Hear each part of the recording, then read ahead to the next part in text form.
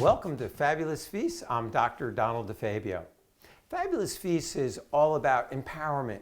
It's about empowering you to make healthy, good food choices. Because let's face it, what you eat is directly related to how your body works. You can choose to eat in a manner that's going to suppress inflammation and suppress your genetic expression for disease, meaning you'll be healthier. We're all predisposed for something. Or you can choose to eat foods that are going to drive inflammation and that are going to drive disease. Remember, inflammation is itises and osises. You can avoid those by choosing the right foods. Fabulous Feast is all about what Hippocrates said thousands of years ago. Let medicine be thy food and let food be thy medicine. So let's teach you how to have some good, healthy food choices. Today we're going to have a couple of dishes. We're going to have a sweet treat, and it's going to be oatmeal fruit bars. It's a recipe that I've been giving out to my patients for over 20 years. It's not my recipe, and I use it mostly for my menopausal symptom women, and it works great. You stack that with an anti-inflammatory diet and those nighttime hot flashes and the inability to sleep and all those menopausal, perimenopausal symptoms really do go away. So we're going to go over oatmeal fruit bars, and then the main course is going to be a lamb, let's call it on a bib lettuce wrap, okay? It's going to be a Moroccan style lamb on a bib lettuce wrap with tzatziki sauce, and we're going to side that with some roasted carrots with rosemary. So the oatmeal bars take a little time, so we're going to do that first to get them in the oven. So we're going to start with some molasses. Now you can use brown sugar if you want, or you can use molasses. So 3/4 cup molasses with 2 tablespoons of vanilla. Now we like using apples in here, so I'm going to grate the apples fresh, because if I did it before the show started, they would turn brown. And to prevent them from getting brown, I'd have to put lemon juice on them.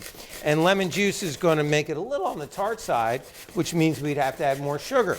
And we don't want to add too much sugar, because sugar is one of those things that drives inflammation. So this is a nice treat, but why it makes it healthy is the flax. And we're going to talk about that in a moment. But let's go back to where this started. This started, now I'm leaving the skins on because these are organic apples, and the skin is very high in pectin, which is really beneficial for your digestion and your microbiome, specifically your gut. It helps healthy bacteria. So that's why I'm using the skins. If they're not organic apples, I would skin them. I wouldn't risk the pesticides and the wax they put on them. I wouldn't do that. So let's go back to why I'm anti-inflammatory, which means we watch your blood sugar level and we also watch your grains. I don't eat grains, and I get the question all the time, well, what about oatmeal? And I'm using oats today. Yeah, that's right, I am using oats today. So let's talk about them. Number one, oats are gluten-free, all right? The problem is if oats are processed in the same plant where they process wheat products, they get cross-contaminated. So if you really are a celiac person, not just wheat sensitive, yeah, it has to get gluten-free oats, meaning they were processed in a plant that had no cross-contamination. Oats are good because they have lots of fiber. They are high in arachidonic acid, omega-6s, so they do give you some inflammatory reaction in that regard. But they also are high in something called beta-glucan. And beta-glucan is what makes them kind of slimy. And that's why it feels good when you do oatmeal baths for your skin. And it's kind of slimy, and that's why it's good when you eat it. It coats your stomach. The fiber keeps your bowels healthy. So there's a lot of health benefits. That's why they say it's good for cholesterol, because it absorbs fats and then you poop them out. So the beta-glucans, the fiber, and oats are healthy choices. All that fiber helps slow down the glycemic index, how much the blood sugar goes up. So here we have some oat flour. You can use whatever flour. The original recipe, again, just said use flour. but I'm going to use oat flour just to stay in the oat theme. There's cinnamon, baking soda, and salt in there. All right, so that's going to go in here. Now, where's my spoon? Over here. I'm going to take an egg and just kind of whisk it up. To this, which is a primarily wet compound,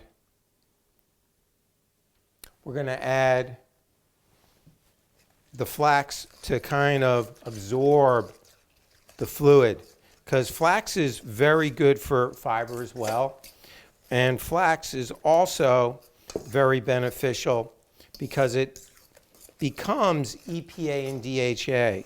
EPA and DHA are anti-inflammatory fatty acids. So this is ground flax meal with some chia seeds, because chia seed also does the same thing, and gives you fiber. They're high in ALA. So let's get that in here early. And just stir it around and let that flax absorb some of the moisture.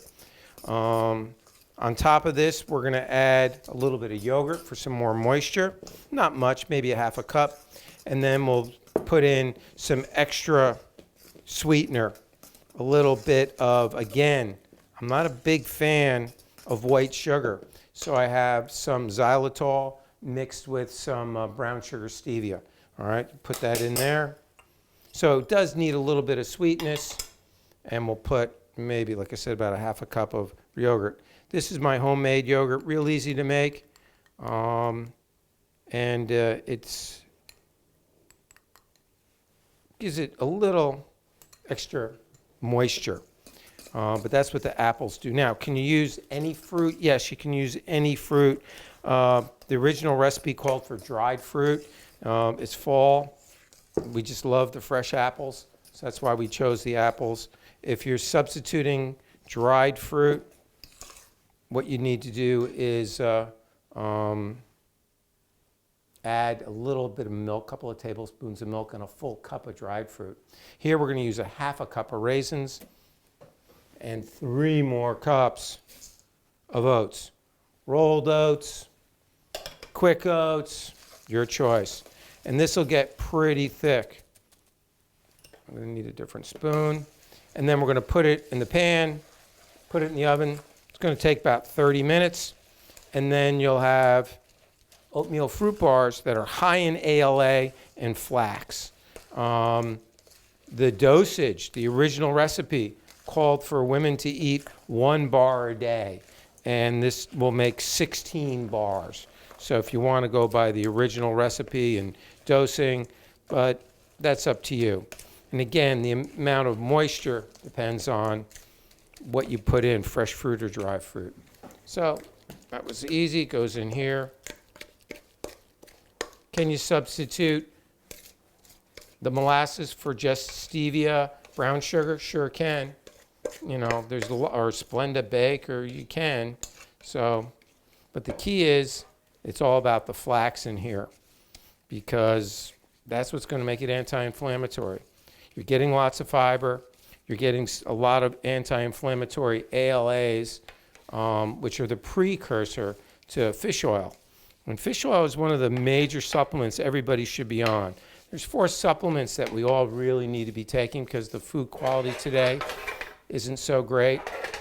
And one of those is fish oil, because it's anti-inflammatory. We talked about, sugar levels. Every time you eat, your blood sugar goes up.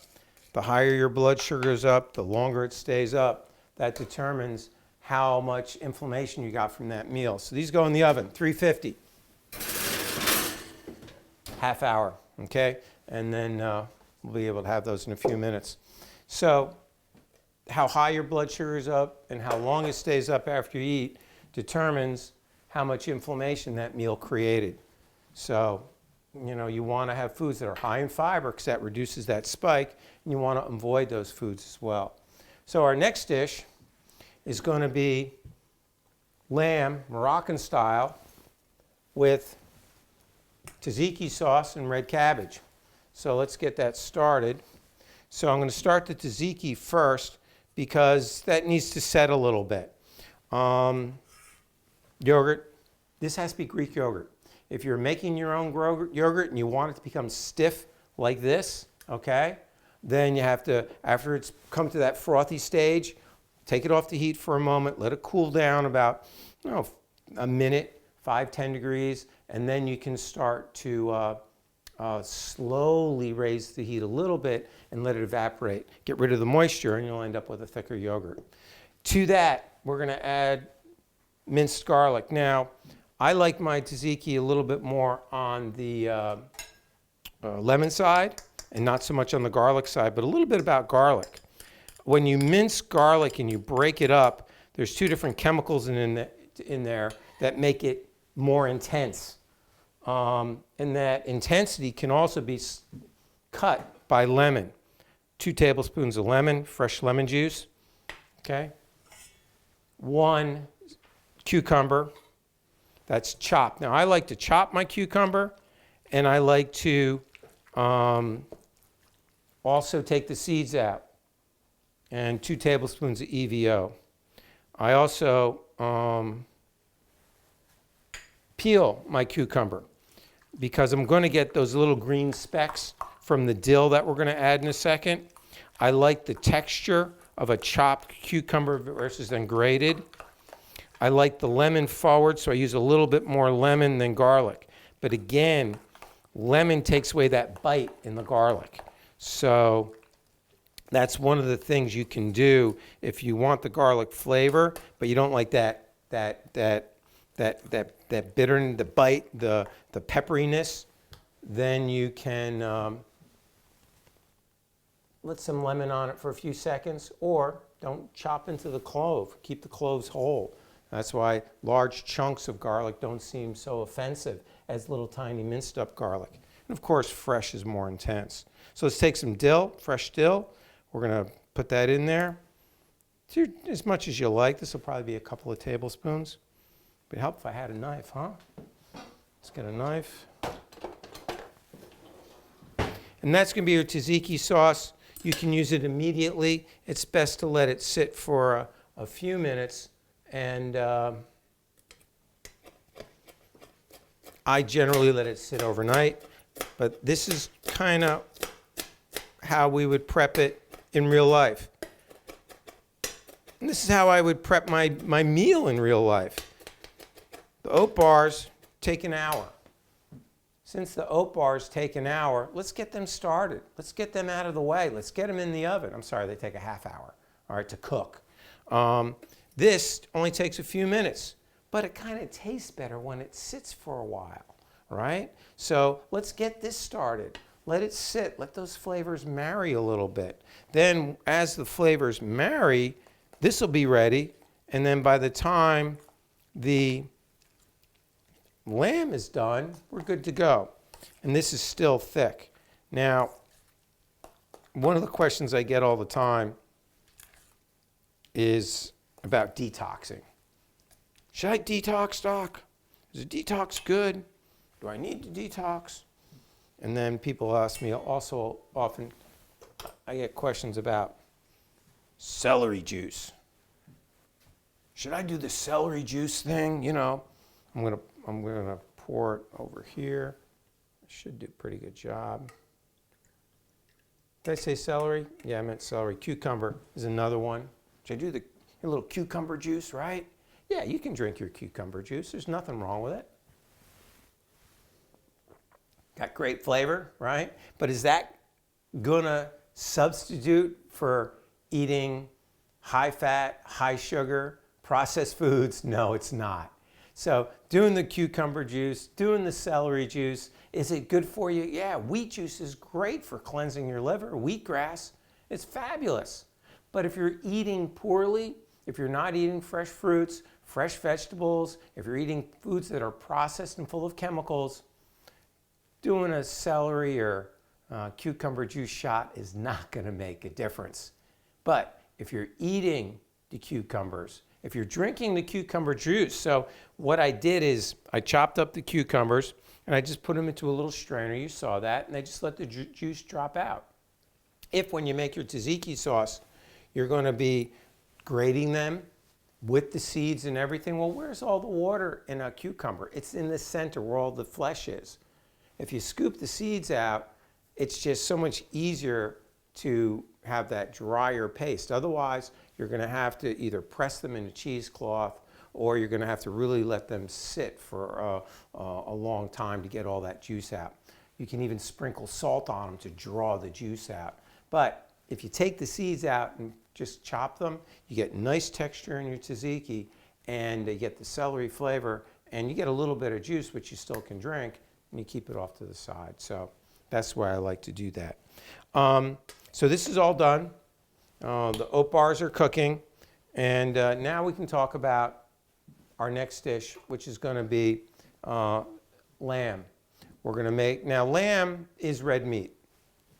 So the first thing people are going to say, oh, red meat, it's bad for you, well, it's, high in saturated fats. Are there some saturated fats in lamb? Yes, there are.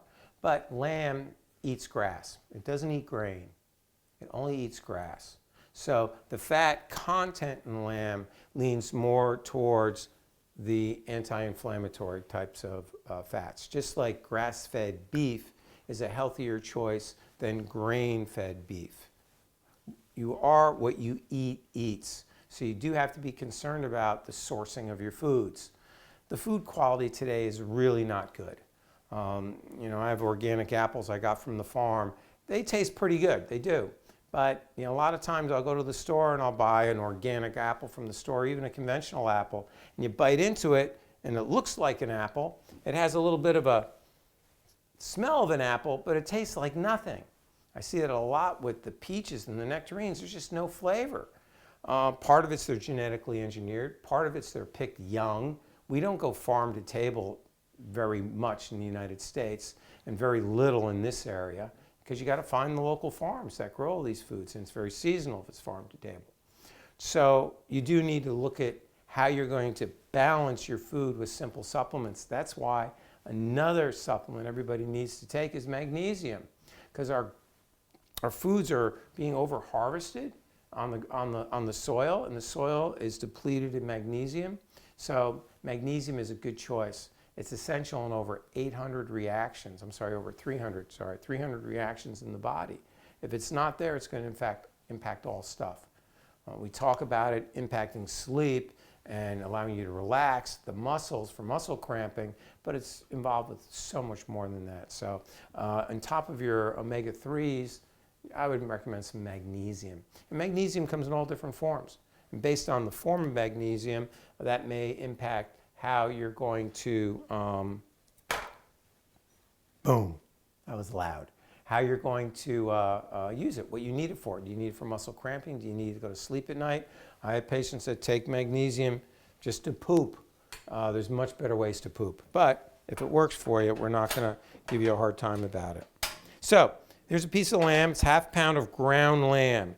We're going to put it in the pan. The pan's not heated, as you can see. I want the lamb to first render off a little bit of fat, and then we're going to put in the onion and garlic. So just kind of get that started a little bit as the lamb starts to render off a little fat, because then we don't need to add any oil, all right? And there will be a little fat that this gets thrown off, but not a real lot. So already just a little bit of heat, already it's starting to throw off some fat. I'll add some chopped onion, half an onion, and a couple of cloves of garlic.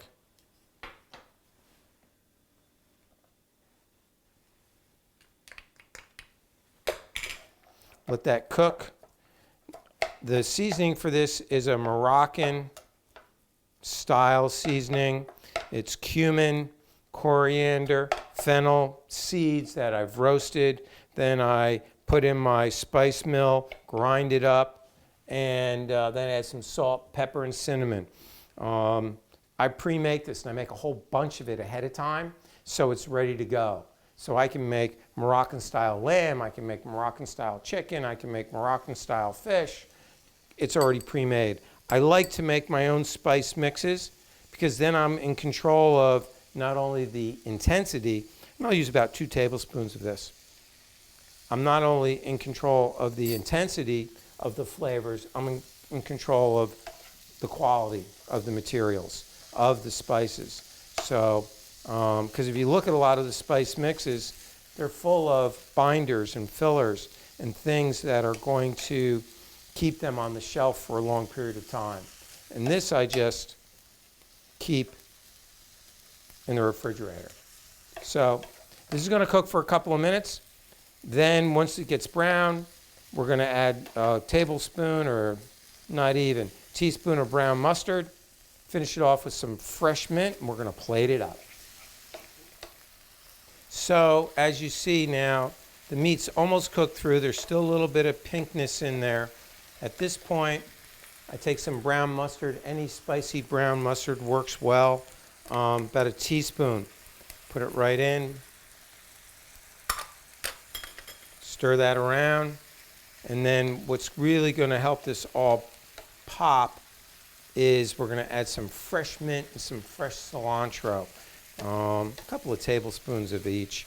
The mustard also helps to create almost a little bit of sauce. But if you notice, there's very little oil in there. Lamb is not that fatty. You know, if this was a half a pound of regular beef or bison even, there'd be a lot more fat in here.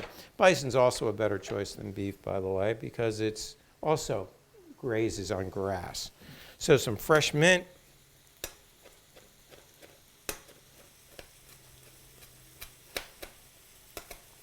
And this is one of those dishes where the freshness of the mint does make a difference.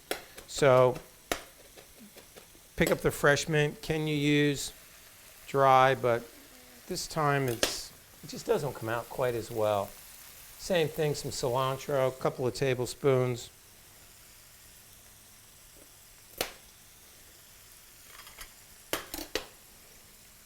And then we'll plate this up. Now, you could serve this on anything.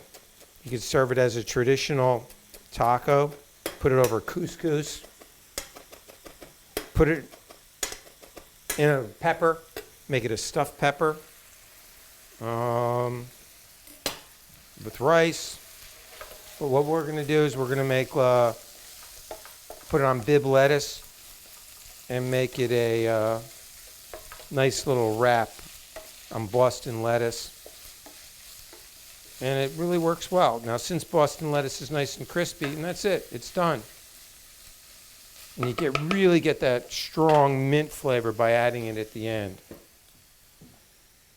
Let's move these off to the side.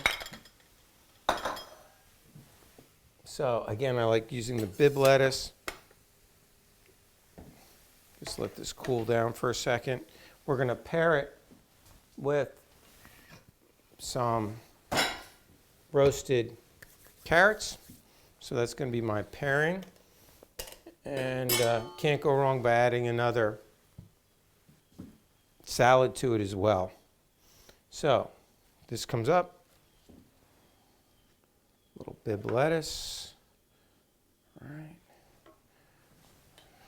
Uh-oh, uh-oh, uh-oh, crunch. You need crunch. Here's my crunch. Red cabbage. Red cabbage. I go with the red cabbage next. I like to finely chop it, but if you like the longer strands, that's okay. It can go either way.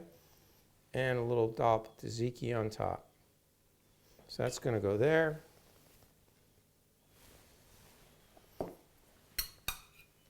Here's going to be roasted carrots, rosemary, olive oil, salt. Nothing fancy. And again, if you want to do a salad with that, can't go wrong.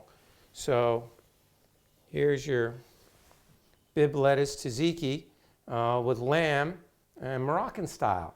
Roasted carrots on the side. Let's take a look at those bars, by the way.